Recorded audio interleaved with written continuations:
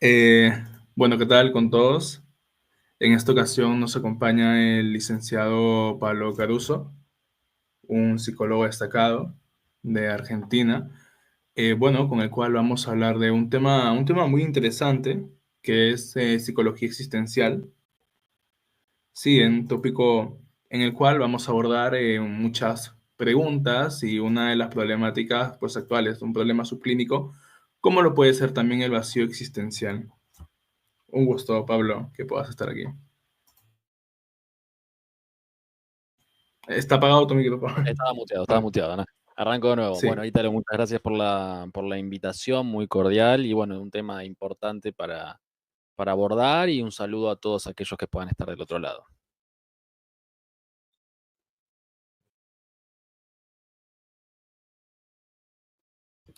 listo, Pablo. ¿Te parece si empezamos con las preguntas? Por favor, cuando quieras. Listo.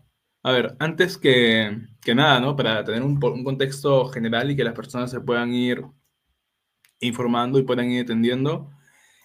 Bueno, filosóficamente, ¿qué es el existencialismo? A ver, yo no soy filósofo, básicamente. Ujú. Yo lo abordo desde la psicología, ¿no? Que es lo que nos importa aquí. La psicología como un segundo desprendimiento de las ciencias sociales, siendo obviamente el primero la filosofía. Lo importante, me parece, ¿no? Como para puntualizar, es que la psicología existencialista, humanista, obviamente que el existencialismo se deriva de ciertas corrientes filosóficas del siglo más o menos XIX, que tiene conceptos claves, ¿no? Como por ejemplo la libertad y la responsabilidad, la angustia existencial, la búsqueda del significado. Vamos a traer varios autores, ¿no? Tenemos que pensar en Kierkegaard, tenemos que pensar en Nietzsche, tenemos que pensar también, por ejemplo, en Víctor Frank, viniendo más para aquí. Van a abordar conceptos como, por ejemplo, la autenticidad, los valores, la creencia. En psicólogos destacados como Rollo May, Iber Yalom, también tenemos Rogers, ¿no? Son exponentes de esta rama que obviamente que se puede ahondar mucho más, pero filosóficamente me parece dejárselo al especialista, ¿no? Entonces, esto es un contexto y un sobrevuelo acerca de lo que es la psicología existencialista, humanista, que tiene principios, que tiene conceptos claves, pero sobre todo que va esto es lo importante, ¿no? Como el núcleo, a centrarse en la exploración y el sentido de la vida, ¿no? Otras corrientes por ahí no lo abordan desde allí, otras corrientes o escuelas de psicología, porque muchas veces se hace una suerte de homologación de que la psicología, esto lo enseño mucho en la universidad, la psicología es lo mismo que el psicoanálisis, o la psicología es lo mismo que el Sí. existencialismo, o que la Gestalt. No, no, no. Esas son corrientes, o mejor dicho, técnicamente escuelas dentro de la psicología, ¿no? Como con una definición un poco más importante que el método y el objeto de estudio de cada una de esas, ¿no? Entonces, Ujú. podríamos decir que el objeto de estudio del humanismo tiene que ver con esta exploración del sentido de la vida, ¿no? Y va a tener un método que justamente va a tratar de centrarse en el aquí y ahora. Yo por ahí me estoy yendo un poco de la pregunta que hiciste y quizás esta respuesta incluye otras preguntas que ibas a hacer, pero me parece que como Dale, preámbulo es interesante entenderlo dale. como que el constructo fundamental es el sentido, ¿no? Esto Víctor Frank va a hablar mucho en el hombre en busca de sentido, justamente, en aquella experiencia por el campo de concentración.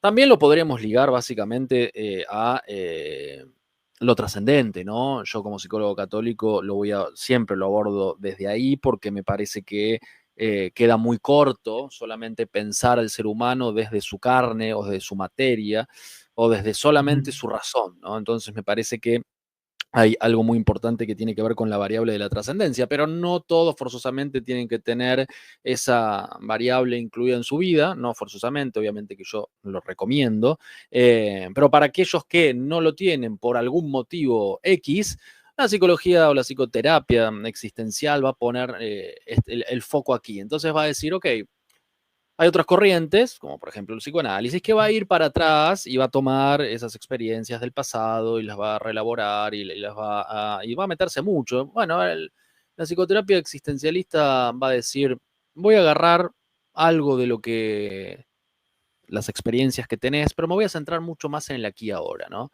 Porque en el aquí y ahora es vos donde con tu propia responsabilidad y libertad, como hablábamos antes en una de sus claves o conceptos claves, vas a poder desarrollar y encontrar aquel sentido humano, justamente, ¿no?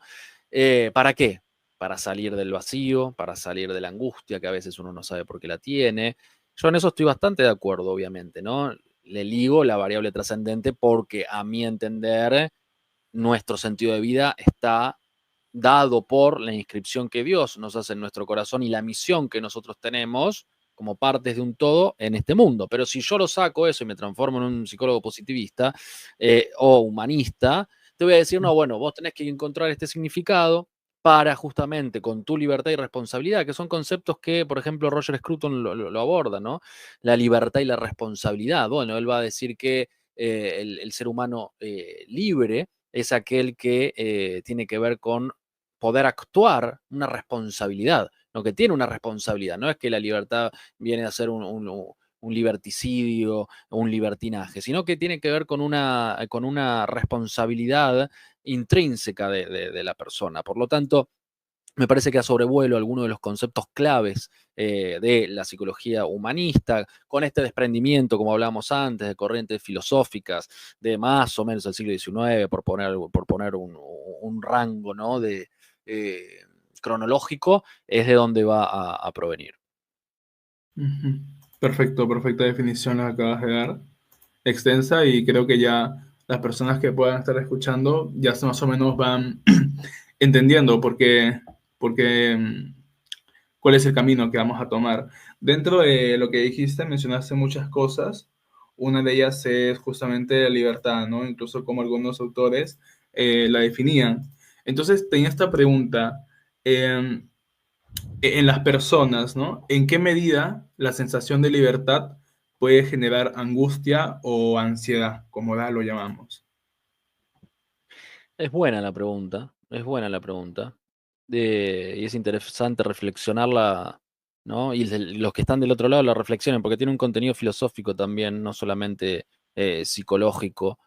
Porque, a ver, si yo tomo la definición a grandes rasgos de Roger Scruton, que habla de responsabilidad y compromiso para definir justamente la libertad, estamos hablando que la persona tiene una acción que realizar en su vida para poder ser libre, porque si hablamos de responsabilidad, la persona responsable es aquella que tiene justamente un objeto y se compromete con. Entonces, bueno, se compromete con su vida, se compromete con el prójimo, se compromete con una misión, es responsable. No es que estamos hablando de, bueno, yo soy libre y hago lo que quiero, que justamente ese es el concepto hoy de la progresía o el concepto que se quiere imponer en la agenda a partir de la reformulación de la cultura. Entonces, bueno, alguien que es libre es alguien que hace lo que quiere, ¿no?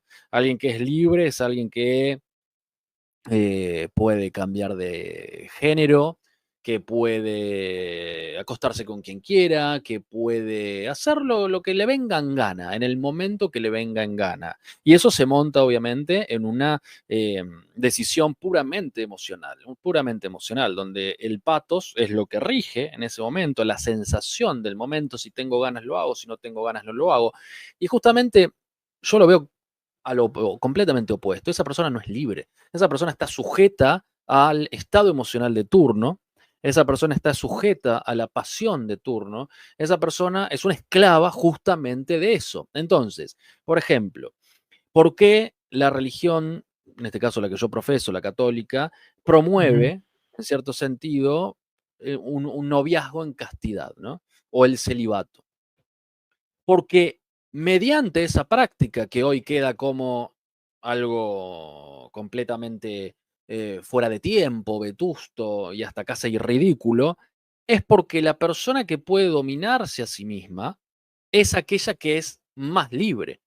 Entonces, si yo puedo gobernarme a mí mismo y puedo dominar mis pasiones, puedo modelarme a partir de una recta razón, puedo circular por un camino lo más virtuoso posible, tomando la virtud como un camino medio entre el exceso y el defecto, bueno, soy mucho más libre que aquella persona que está condicionada por la pasión de turno, por las ganas de turno, por el quiero de turno, que básicamente remite en clave psicoanalítica a el principio de placer.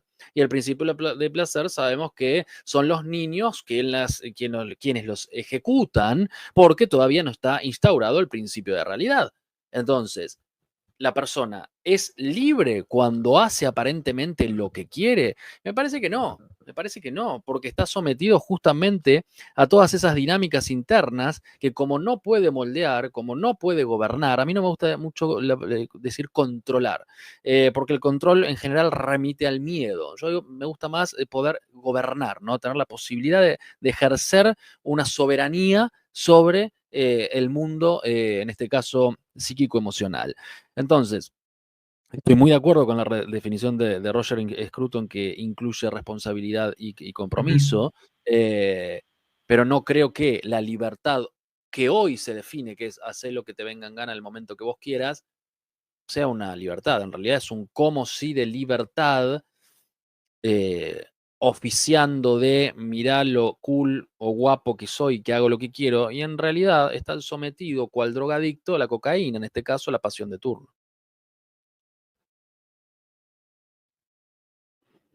Ok, y aquí también quizás sería válido esta diferenciación entre libertad bueno, lo que llaman hoy libertinaje, o cómo lo Sí, ves tú.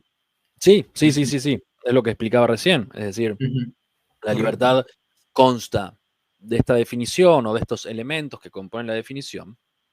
Ujú, Y el libertinaje justamente es hacer lo que te venga en gana, en el momento que te venga en gana, porque soy libre, justamente, no estoy ujú, oprimido o oprimida, nadie me dice lo que debo hacer, por eso yo me autogobierno. Mentira, no hay ningún tipo de autogobierno ahí. Hay ujú, una pasión desordenada, como podríamos decir, ujú, que todos lo tenemos. A ver, todos tenemos una pasión desordenada, todos tenemos algún punto de vulnerabilidad, algún punto flojo, algún punto débil.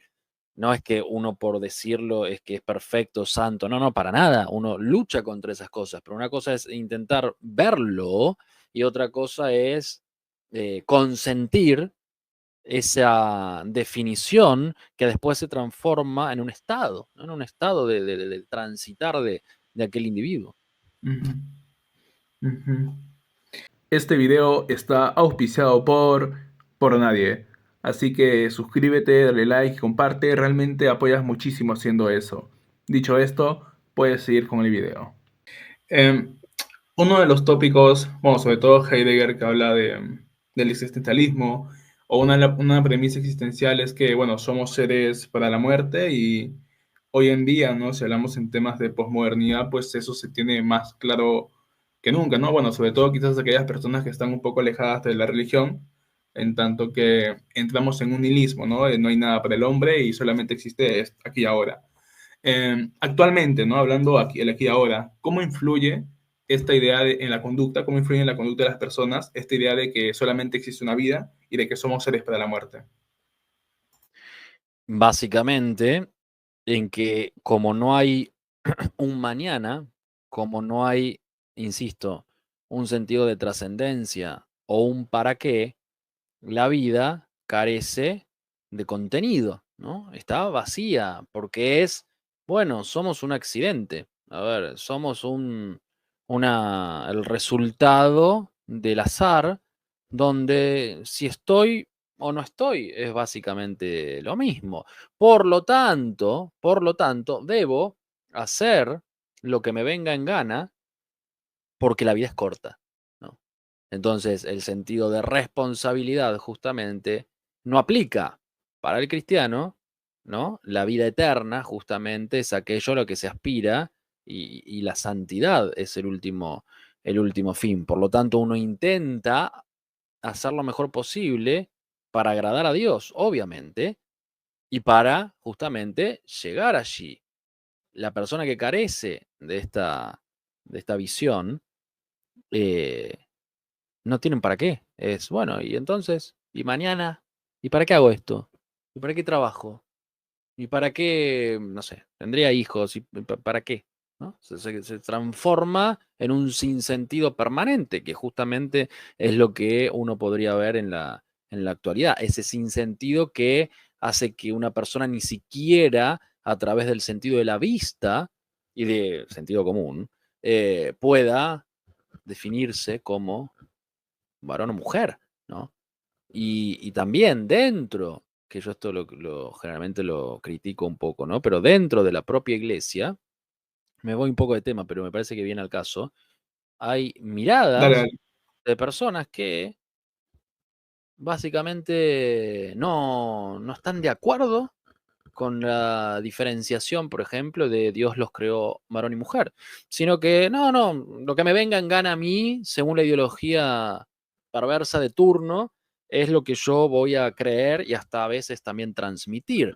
Por lo tanto, si eso no es un sinsentido y es un camino que lleva al barranco directamente, ¿cuál sería, no? Me parece que es importante tener marcos, ¿no? Y la posmodernidad, vos que la mencionaste, lo que intenta eliminar son los marcos. Lo que intenta eliminar es absolutamente todo que le dé un encuadre al individuo. Borro la religión, los valores, la familia, la propia mirada de uno, borro todo para que en esa narrativa puedan inscribirme como se les den gana.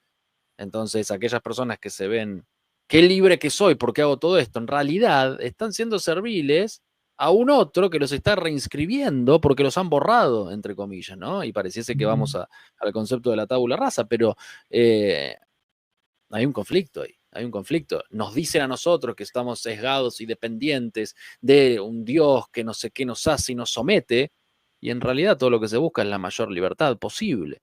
Pero bueno, Ok. Y, y bueno, quizás, bueno, una persona quizás católica pues lo tiene un poco más claro, ¿no? Como tú mencionaste, hay un propósito, hay algo detrás. Pero una persona que no, ¿no? Y desde un punto de vista psicológico, eh, ¿cómo se le puede ayudar? a una persona que no tiene la religión, Digamos, ok. digamos que siente o un vacío existencial o que no tiene un propósito en esta vida, ¿no? Desde el punto de vista psicológico, ¿cómo podemos ayudarlo?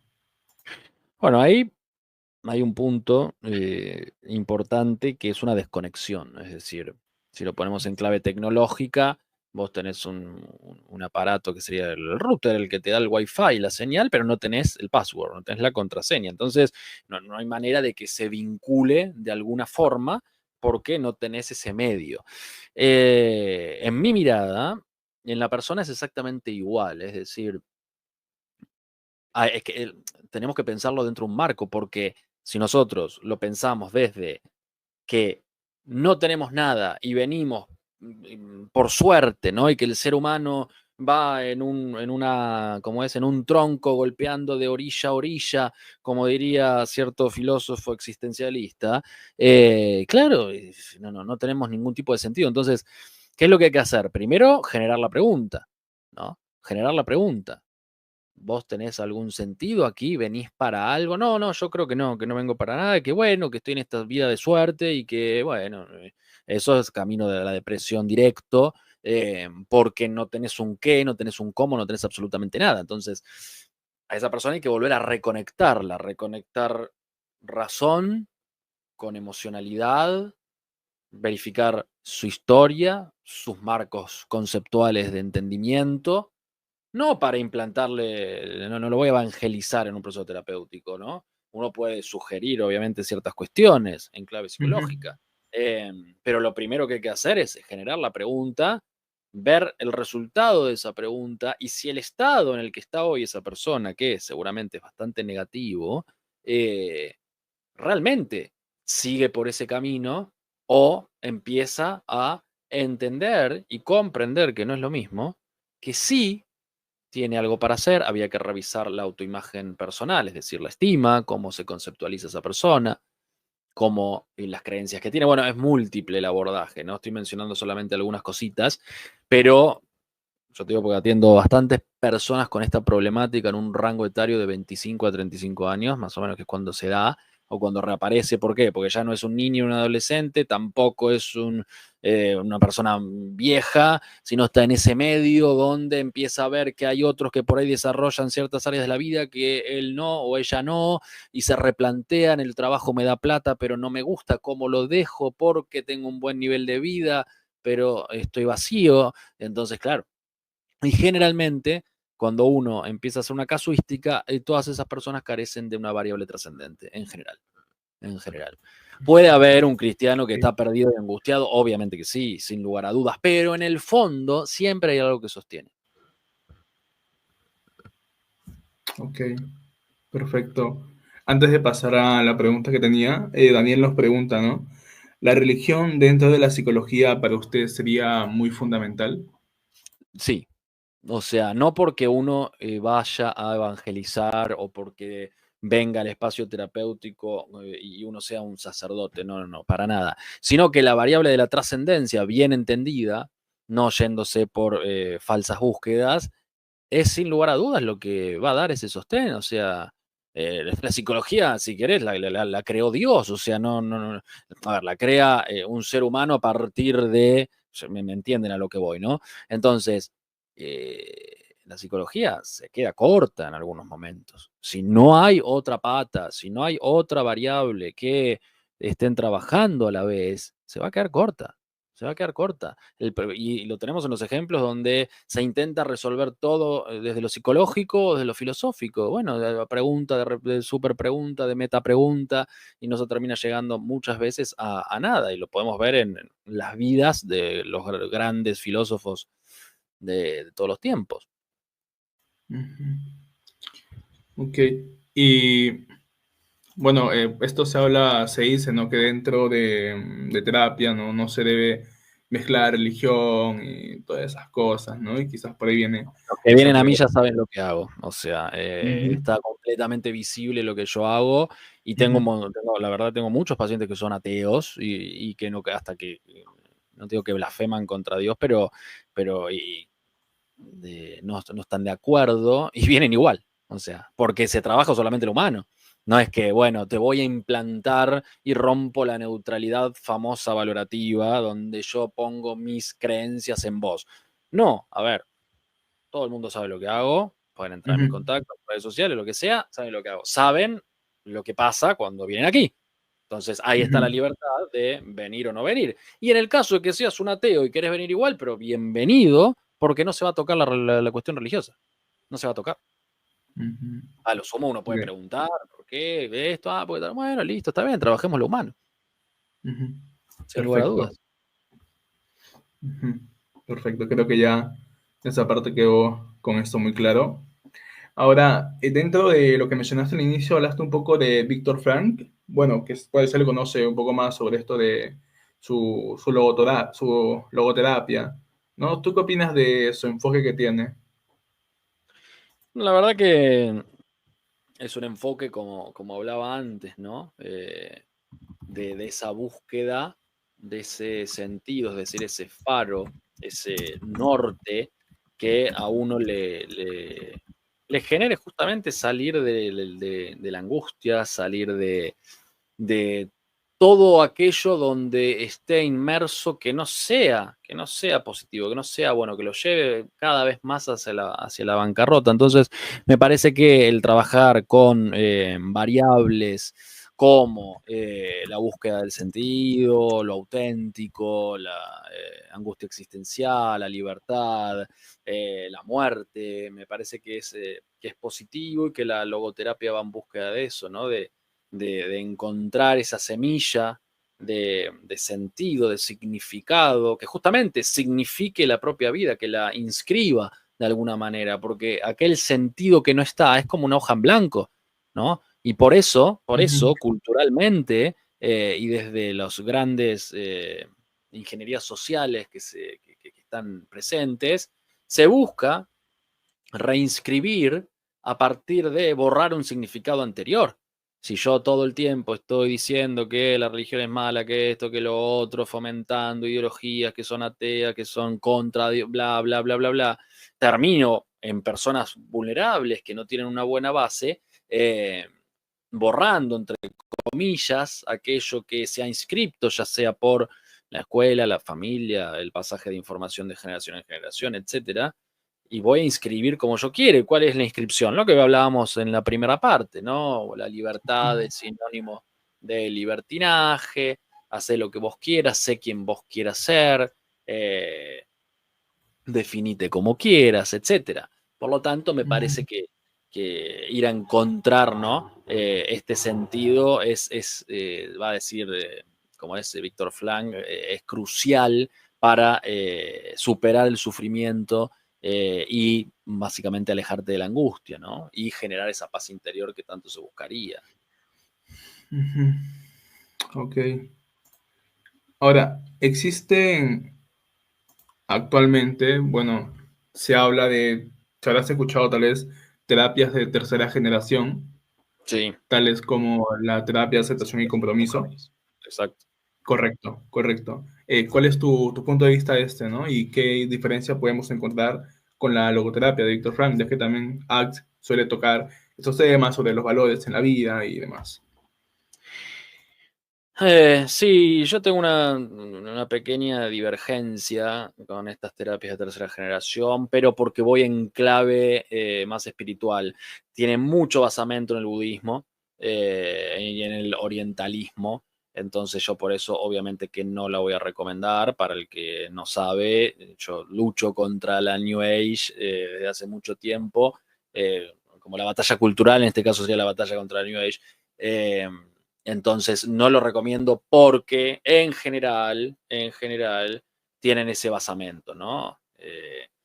Se va a hablar justamente de la aceptación, se va a hablar de esa semilla budista, o se tiende a ir hacia eso. Entonces, no me parece para mí recomendable. Pero, a ver, es difícil desprenderlo de esta base, ¿no? Porque en cierto sentido está situado allí, o su génesis podría ser bastante, o toma mucho de ahí para que se entienda. Eh, entonces, no, yo por lo menos no la recomendaría.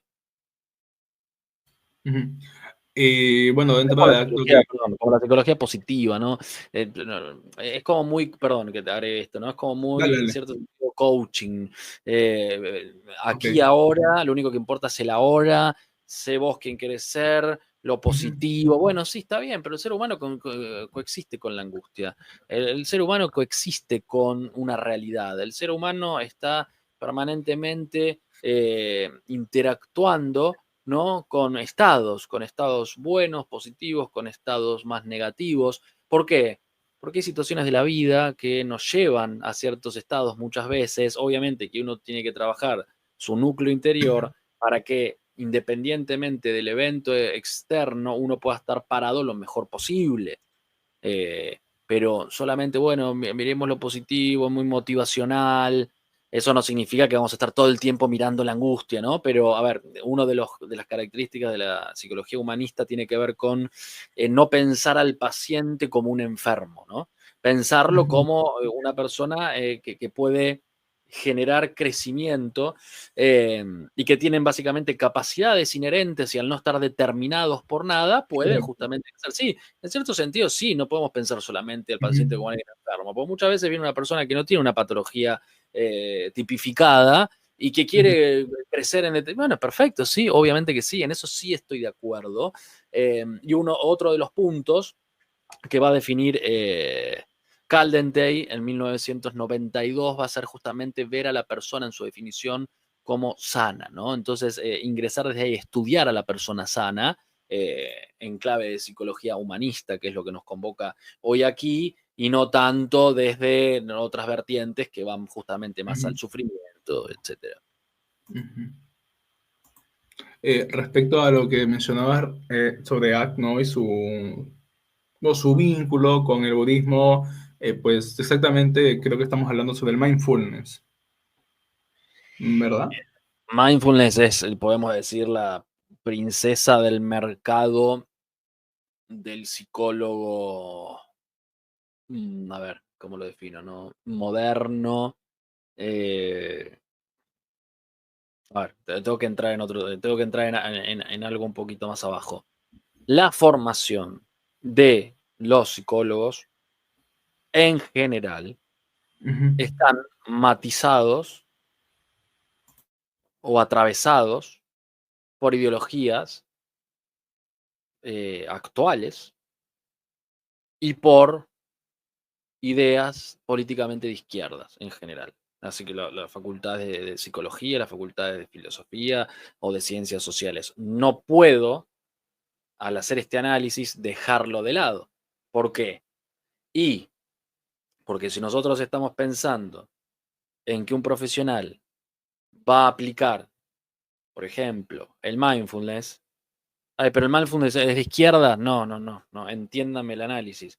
Es decir, ese psicólogo lo más probable es que sea ateo, o lo más probable es que esté entremezclado con las ideologías imperantes. Por ejemplo, conozco un montón de casos que me llegan de que van a profesionales que son abortistas, de que hacen, promulgan justamente el cambio de identidad sexual, que levantan todas estas banderas, y si llega una persona y tiene dudas con su sexualidad, lo van a llevar justamente a ese cambio, ¿no? Entonces lo más probable es que utilicen este tipo de técnicas, ¿no?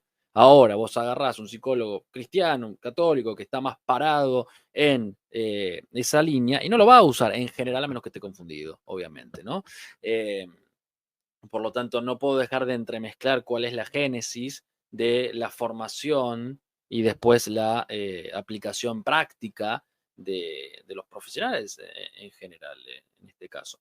Por lo tanto, sí, el mindfulness es la princesa del mercado, no es recomendable en absoluto espiritualmente, es muy peligroso y psicológicamente no hace absolutamente nada. Ay, no, pero me da paz y me baja la ansiedad.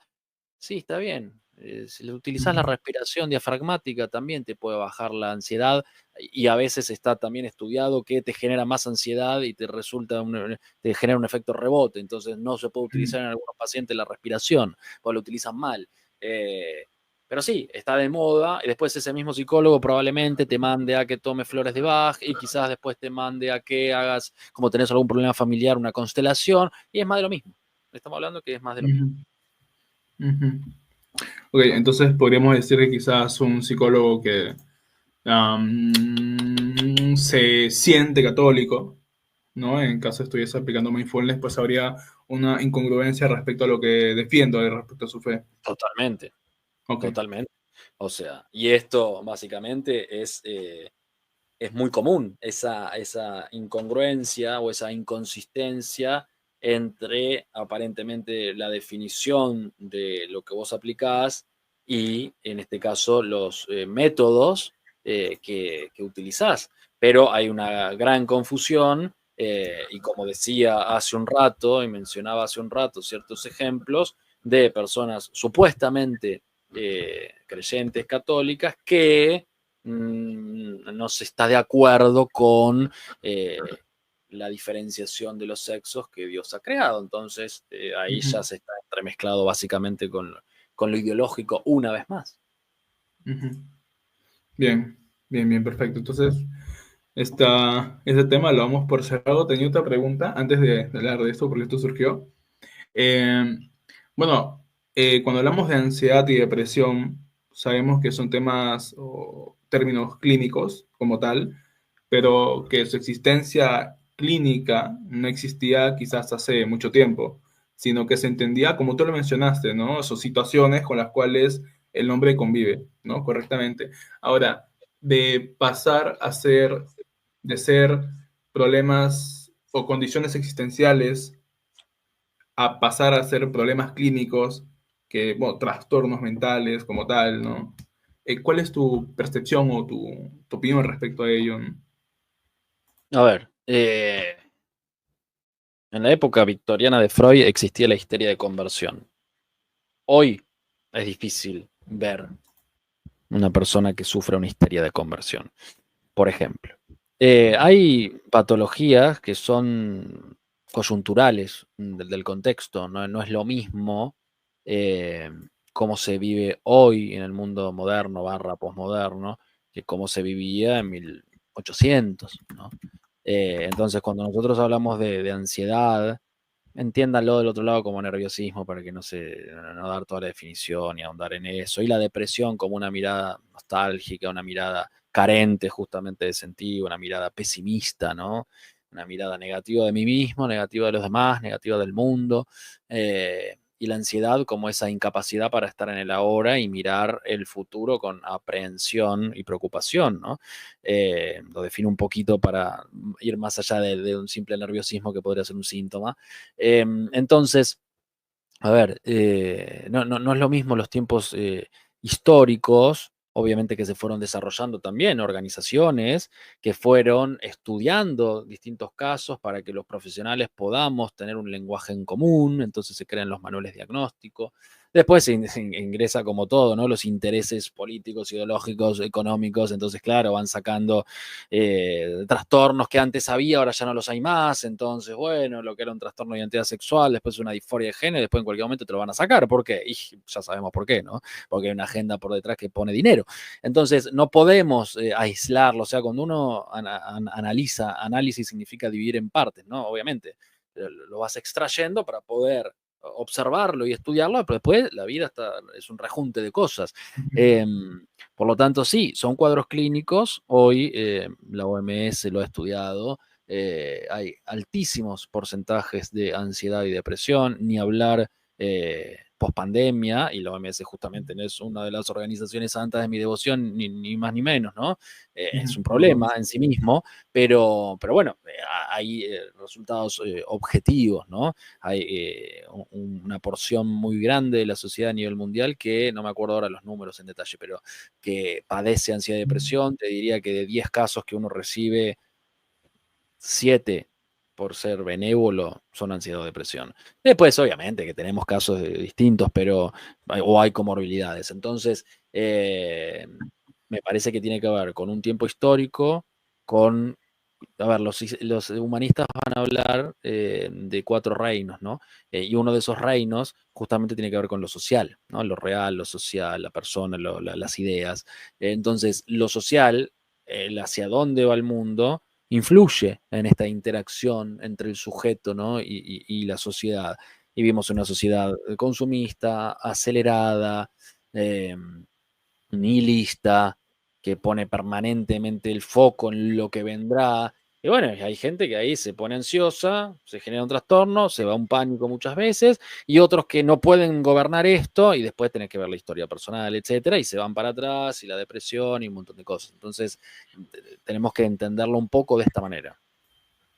Este video está auspiciado por nadie. Así que suscríbete, dale like, comparte. Realmente apoyas muchísimo haciendo eso. Dicho esto, puedes seguir con el video. Ok, genial. Y ahora, regresando un poco al contexto actual, se habla pues de un yoísmo, ¿no? Que sería lo mismo, entre comillas, lo toma así un individualismo, ¿no? Lo que se entiende. Y personas que tienen énfasis en el éxito material y la rapidez. Entonces, ¿crees tú que esto contribuye a que las personas puedan experimentar algún vacío existencial? Sí, exactamente. A ver, cuando lo estoy pensando en varias claves, ¿no? Pero cuando uno carece justamente de ese qué, que hoy es algo que yo veo muchísimo, que no forzosamente uno tiene que encontrarlo rápidamente, a veces es un proceso de tiempo, otras veces son golpes que la vida te va dando y a partir de eso llegás. Todos tenemos un qué. Fíjense sus dedos, ¿no? Tienen una huella dactilar única e irrepetible, que ningún otro ser humano tiene la misma. Eso es exactamente en la inscripción que uno tiene en su interior para ese qué. Entonces, ese qué es un trabajo de libertad, es decir, hay personas que lo buscan y personas que no, y de responsabilidad y compromiso con uno mismo y con el prójimo y con la vida y para el creyente con Dios, ¿no? Pero correrle un segundo.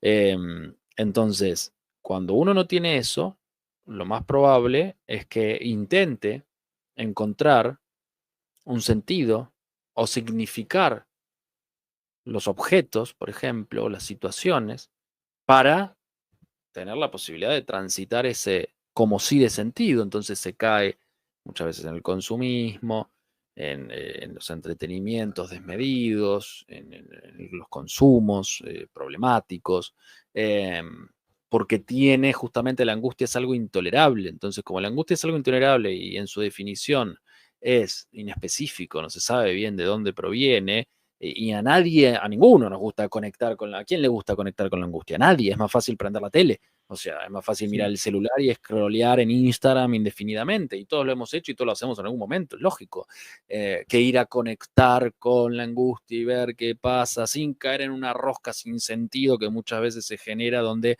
no vas hacia ningún lado y solamente historizás y esos datos no sirven para absolutamente nada, que lamentablemente a veces en tratamientos mal conducidos puede pasar, y nadie está exento de que eso suceda, em, eh, se cae en eso porque, insisto con lo mismo, al no haber un norte rector, lo único que me queda es el ahora. Y si lo único que me queda es el ahora, y el ahora no sé bien para dónde va, y bueno, listo, la vida es esto, ¿no? La otra vez una persona que yo escuchaba, más o menos, yo lo interpelaba con este tipo de preguntas, Ujú, la respuesta era, yo soy feliz así, bueno, sí, me gustaría desarmar el concepto de felicidad para ver a qué remite, ¿no? Es un ujú, como sí de felicidad. Bueno, eh, me parece que pensarlo un poco desde ese lado, ¿no? ujú. Ya que lo mencionaste, y bueno, primero quiero la pregunta de Gabriel, porque ya es el tema, pero en base a lo que mencionó, ¿qué tan recomendable es usar el DSM-5 para un diagnóstico? Lo tenés que usar si trabajás de manera interdisciplinaria. ¿Por qué? Porque esa tipificación va a poder hacer posible de que el otro profesional con el que trabajás, por ejemplo, un psiquiatra o otro psicólogo que le pasas el caso, lo que fuera, entienda dónde está incluida esa persona, o sea, el DSM-5, 4, lo que fuera, es como, son bolsas, ¿no? Bueno, la bolsa del trastorno de ansiedad, la bolsa del depresivo, la bolsa del obsesivo, aunque la obsesión entra en el trastorno de ansiedad. Eh, entonces se pone ahí. ¿Por qué? Porque vos ya sabes a qué te vas a enfrentar más o menos. Yo no estoy tan de acuerdo con que la homogeneización o que sea homogéneo las personas. Es decir, las personas son diferentes y a veces comparten síntomas y esto se ha realizado porque se han estudiado. Entonces, aparentemente de 10 personas que sufren ansiedad, 8 pueden tener, por ejemplo, palpitaciones y todos los síntomas que ya sabemos, Ujú, pero para hacer un ataque de pánico tiene que haber 2 de esos 5 que tienen que estar presentes durante un periodo de tiempo, como por ejemplo ujú, miedo a la locura o a la muerte. Bueno, ok, entonces se estudió que esas personas con ese cuadro tenían estos síntomas. Ok, sí, estoy completamente de acuerdo, no y sí, o sea, trabajas con otros, lo tenés que tener, porque así se rige los análisis, podemos decir, ¿no? Los diagnósticos. Pero bueno, como comentaba antes, también puede haber ciertos sesgos por lo ideológico, lo político, el dinero, etcétera. ujú. Daniel nos pregunta, ¿cómo entienden los valores los existencialistas y en qué se diferencia su perspectiva de este acto? A ver, el existencialista, como su definición lo dice, y como estamos hablando, ¿no? Va a montarse sobre esto, ¿no? La pregunta sobre el significado. Y va a trabajarlo desde allí. Dentro de ese trabajo, obviamente, uno tiene que ver cuáles son los pilares que ese individuo tiene, ¿no? Eh, y van a hablar, uno de los principios, del valor de la experiencia percibida, es decir, a nivel cognitivo, a nivel emocional, a nivel somático, a nivel conductual, ¿no? Pero entiendo que la pregunta va hacia otro lado, es decir, bueno, cómo toma un existencialista los valores en diferencia de alguien que trabaja con aceptación y compromiso. Me parece que no hay demasiada diferencia. Quizás un especialista en aceptación y compromiso por ahí puede tener algún detalle más. Me parece que no hay demasiada diferencia porque en cierto sentido el existencialismo y la terapia de aceptación y compromiso, que se basa justamente en principios orientales como el budismo, bueno, puede ser que vaya a trabajarse desde el ACT con los principios budistas justamente. Quizás. Entonces me parece que no hay demasiada, a sobrevuelo de pájaro, me parece que no hay demasiada diferencia. Ok. Y ya para ir terminando, finalizando, ¿cuál es bueno, con ACT quizás no estás como que muy de acuerdo, ¿no? Por todo lo que incluye, pero ¿cuál es tu perspectiva o tu visión respecto al análisis de la conducta, el conductismo como tal? No, a ver, yo utilizo mucho la cuestión conductista. Por lo menos mi manera de trabajar tiene que ver con una doble vía en simultáneo, es decir, es un Ok. método que yo he creado, que quizás lo tiene otra persona, no tengo idea, no es que lo Ujú. he patentado, pero me parece que en mi experiencia es lo que más resultado da. ¿Cuál es? Ir a las causas realmente profundas de lo que genera el sufrimiento y malestar de las personas, pero en simultáneo con herramientas que tienen que ver con la conducta para que la persona pueda hacerse responsable de su propio trabajo y ver cambios. Si yo voy solamente desde lo conductual, lo más probable es que me aleje de las causas y el síntoma se repita en algún momento. Y si voy solamente a la causa, pero no te doy ninguna herramienta, caigo en un metaanálisis enroscado y que no va hacia ningún lado. Entonces, lo que a mí más éxito me ha dado con las pacientes tiene que ver justamente con eso. Ir a atacar la base, ese núcleo de donde sale la problemática, que bueno, uno llega hasta donde puede llegar, no se llega siempre hasta la causa o las causas, pero se acerca, pero aquí ahora, ¿no? La persona tiene que poder trabajar estas cosas y tiene que ver por ella misma, por la persona misma, resultados a partir de la aplicación concreta y práctica. ¿Eso a uno lo transforma en conductista? No. ¿Te transforma en psicoanalista y ir a la causa? No. Es justamente trabajarlo en simultáneo. Ok, perfecto. Perfecto, perfecto. Y obviamente que se trabaja mucho con el cognitivismo, o sea, el cognitivo-conductual, ¿no? Va por la misma línea. Bueno, la de segunda generación, pues, ¿no? La TCC. Sí. Ujú. Exacto. Eh, ¿Cuál es o qué consejo le darías a un estudiante de psicología de una universidad pública, haciendo énfasis Ok. haciendo énfasis en lo Eh, público? sí. A ver, yo creo que es una disciplina completamente apasionante, eh, que no lo hace cualquiera. No cualquiera está sentado. Hablo de la clínica, ¿no? Puede haber otras ramas de aplicación. Ujú. No importa, hay muchas ramas. Pero hablo de lo que yo hago, por lo menos. Que no cualquiera lo hace, no cualquiera tampoco está preparado. La universidad hoy te prepara hasta ahí. eh, Muchos tienen miedo cuando se reciben de ponerse delante de un paciente, entonces hacen cursos y posgrado y lo que sea indefinidamente porque tienen que saber todo. Justamente hablaba el otro día con una persona que le pasa a un conocido eso y nunca se pone a atender porque siempre vas a poder estudiar algo más, siempre. En algún momento hay que romper con ese miedo, sentarte adelante de la persona, se te van a caer los libros en la cabeza y vas a tener que ver qué hacer, ¿no?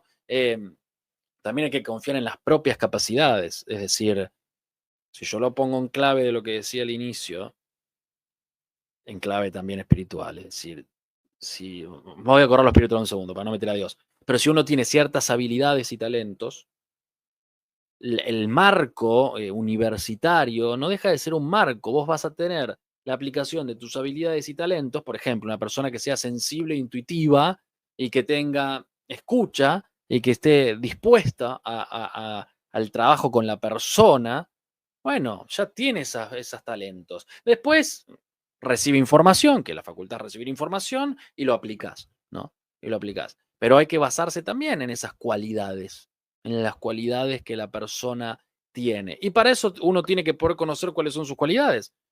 Si yo le pregunto a alguien, ¿cuáles son tus dones y talentos y cuáles son tus puntos débiles? Una suerte de análisis FODA de la persona. Y si no tiene idea, tiene que ir a trabajar en eso. Bueno, a ver, ¿en qué funciona mejor yo? Porque también después, cuando te recibas, vas a ver, vas a tener que saber qué puedo atender y qué no. Uno no atiende todo. Yo no trabajo con esquizofrenia. ¿Por qué? Pues no me interesa, porque no puedo generar cambio. Lo sumo estabilizo. Y conozco colegas que aman trabajar con esos casos. Bueno, yo no. ¿Por qué? Porque elijo en mi libertad trabajar con otro tipo de casos. Pues no me gusta, básicamente. Y no lo haría bien tampoco, porque no me gusta. Entonces, uno tiene que. Es clave, otro punto. Es clave que el psicólogo haga un proceso terapéutico continuado, porque te van a tocar personas que, sin lugar a dudas, van a tocarte algo propio. Y si no tenés trabajo encima, no vas a poder trabajar. Trabajo encima interno, no vas a poder disociar. Entonces también es difícil. Consejo, formación en paralelo, sentido de trascendencia, entender por qué están haciendo eso, porque si van a meterse para ganar plata, bueno, no es la carrera, o sea, no porque no puedas ganar plata, puedes ganar mucha plata, pero lo que vamos es no como el objetivo primario, para nada. Entonces, y tiene que haber contacto con lo humano y conocimiento personal y trabajo personal. Si eso no lo hay, y se complica un poco, por lo menos del trabajo desde el lado clínico. Está abierto a los desafíos, a la formación permanente, eso tiene que estar, no solamente en torno a lo psicológico, sino a muchas otras ramas, porque lo que van a ver es una persona, no solamente un conjunto, como muchos lo ven, ¿no? Un conjunto de órganos o de conexiones cerebrales, químicas. Bueno, sí, está bien, respeto, ¿no? Pero no, yo no estoy de acuerdo con esa mirada tan atómica y mecanicista. Por lo tanto, ese es mi humilde consejo. Ok, Pablo, muchísimas gracias por tu tiempo, por estar aquí. Realmente para mí es un placer que puedas estar. Sigo tu canal hace buen tiempo, hace 2 años, un poco más. Y siempre estoy como que viendo, escuchando y nada, verdad, muy feliz de que puedas estar aquí y toda la información valiosa que has podido dar. Y pueden encontrar a Pablo Caruso en todas sus redes, Instagram, su canal de YouTube, buenísimo, que lo recomiendo, donde se explaya muchísimo más, uno tiene muchas entrevistas, clases también respecto a estos temas y buenísimo, muchas gracias Pablo. Bueno, Ítalo, te agradezco muchísimo por la posibilidad de estar en tu canal. Te animo a que lo sigas haciendo. Creo que vos estudias psicología o estás en ese camino, entonces que lo puedas hacer. Se necesitan voces. Y bueno, para lo que necesites algún otro tema o colaboración, yo estoy sin problema. Listo, muchas gracias. Muchas Saludos, Ítalo, gracias. saludos del otro lado. Chau, chau.